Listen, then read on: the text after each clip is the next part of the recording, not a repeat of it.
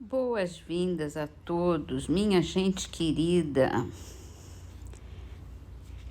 Muitas bênçãos, muitas alegrias, muita paz.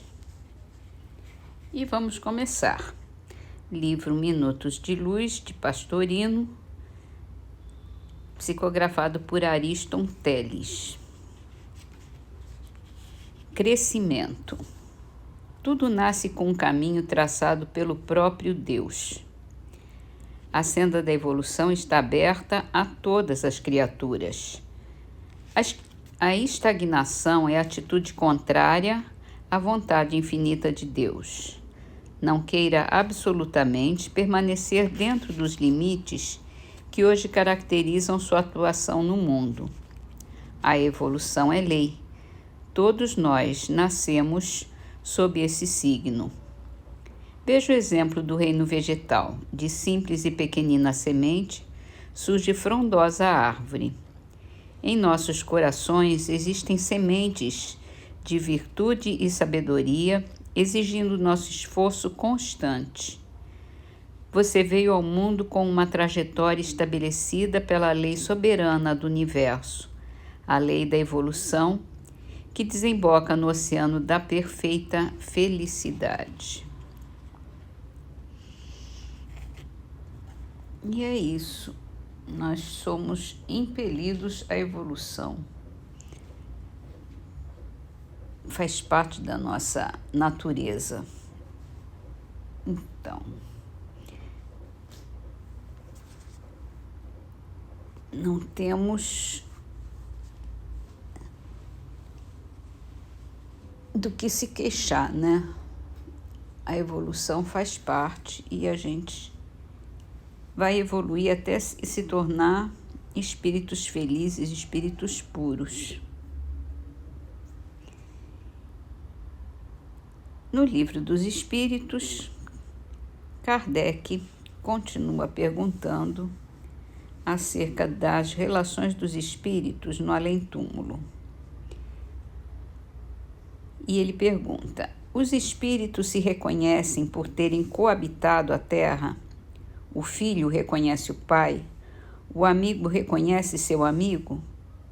Perfeitamente, e assim de geração em geração. E Kardec faz uma pergunta complementar: como é que os que se conheceram na Terra se reconhecem no mundo dos espíritos? Nós vemos a nossa vida pretérita e lemos nela como em um livro. Vendo a dos nossos amigos e dos nossos inimigos, aí vemos a passagem deles da vida corporal para outra.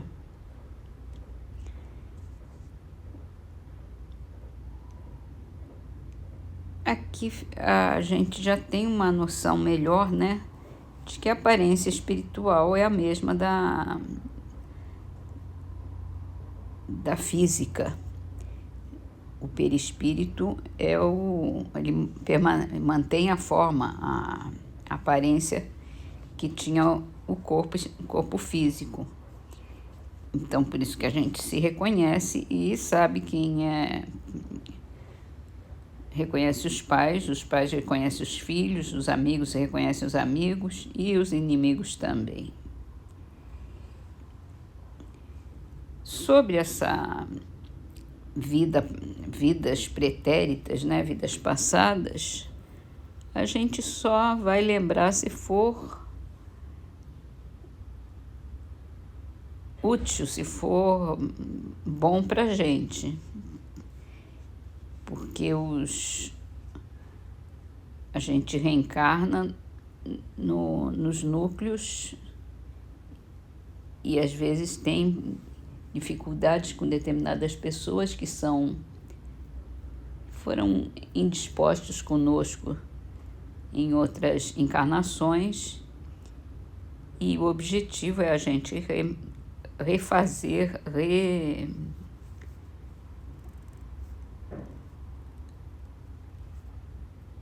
a gente mudar a forma de ser com essas pessoas e se tornar amigos e desenvolver amor por todos, né? Quando isso não acontece e a animosidade continua, a gente vai precisar voltar para trabalhar de novo esse processo. É complicadinho mesmo. Mas um dia a gente vai conseguir se reconhecer e compreender as dificuldades de um e de outro e conseguir desenvolver amor por todos. E a gente tem que começar a trabalhar isso logo. Então vamos para o livro A Gênese, continuando a falar sobre o Espiritismo. A gente falou ontem sobre as 3 revelações, falamos de Moisés, falamos do Cristo, e o Cristo, nós lemos ontem a citação que ele fala, que o Consolador, que ele vai enviar para nós, o Consolador, o Espírito de Verdade, que vai explicar todas as coisas. Então fica claro que ele não podia, as pessoas não tinham compreensão naquela época para isso, e que o que ele falava era através de parábolas, porque as coisas se restabeleceriam com o Consolador. Então vamos continuar. Por que Jesus chama ao novo Messias Consolador? Este nome significativo e sem ambiguidade encerra toda uma revelação. Assim, ele prevê que os homens teriam necessidade de consolações, o que implica a insuficiência daquelas que eles achariam na crença que iam fundar. O Cristo talvez nunca fosse tão claro, tão explícito como nessas últimas palavras, que poucas pessoas deram atenção bastante, provavelmente porque evitaram esclarecê-las e aprofundar-lhes o sentido profético. Se o Cristo não pôde desenvolver o seu ensino de maneira completa, é que faltavam aos homens conhecimentos que eles só podiam adquirir com o tempo, sem os quais não o compreenderiam. Há muitas coisas que teriam parecido absurdas no estado dos conhecimentos de então. Completar o seu ensino deve entender-se no sentido de explicar e desenvolver, não de ajuntar novas verdades, porque tudo nele se encontra em estado de germe, faltando apenas a chave para se apreender o sentido das palavras. Mas quem toma a liberdade de interpretar as Escrituras Sagradas? Quem tem esse direito? Quem possui as luzes necessárias, senão os teólogos? Quem ousa? Primeiro, a ciência, que a ninguém pede permissão para dar a conhecer as leis da natureza e que salta sobre os erros e os preconceitos. Quem tem esse direito, neste século de emancipação intelectual e de liberdade de consciência, o direito de exame pertence a todos, e as Escrituras não são mais a arca santa, na qual ninguém se atreveria a tocar com a ponta do dedo sem correr o risco de ser fulminado. Quanto às luzes especiais necessárias, sem contestar as dos teólogos, por mais esclarecidos que eles fossem na Idade Média, e em particular os pais da Igreja, eles, contudo, não o eram bastante para não condenarem como heresia o movimento da Terra, a crença nos antípodas. Mesmo sem ir tão longe, os teólogos dos nossos dias não lançaram anátema à teoria dos períodos de formação da Terra. Os homens só puderam explicar as Escrituras com auxílio do que sabiam das noções falsas ou incompletas que tinham sobre as leis da natureza, mais tarde reveladas pela ciência. Eis porque os próprios teólogos, de muito boa fé, se enganaram sobre o sentido de certas palavras e fatos do Evangelho, querendo a todo custo encontrar nele a confirmação de uma ideia pré-concebida. Giraram sempre no mesmo círculo, sem abandonar o seu ponto de vista, de modo que só viam o que queriam ver. Por muito instruídos que fossem, os teólogos não podiam compreender causas dependentes de leis que lhes eram desconhecidas.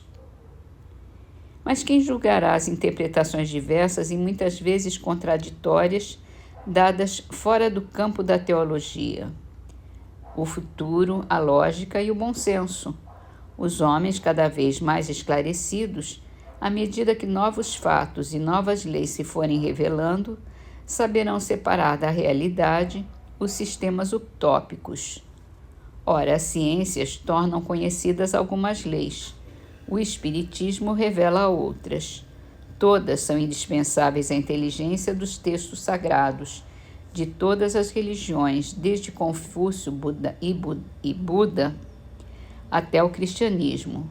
Quanto à teologia, essa não poderá judiciosamente alegar contradições da ciência, visto como também ela nem sempre está de acordo consigo mesma.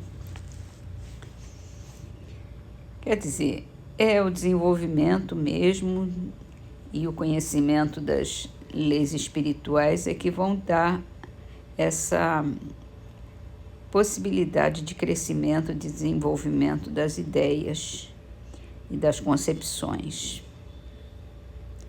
E assim terminamos nossas leituras com uma frase de Meimei, está no livro Canteiro de Ideias. Observe o ponto nevrálgico de sua própria vida, quando o sofrimento acontece pelo efeito de prova, e compadeça-se dos outros, para que também os outros se compadeçam por você.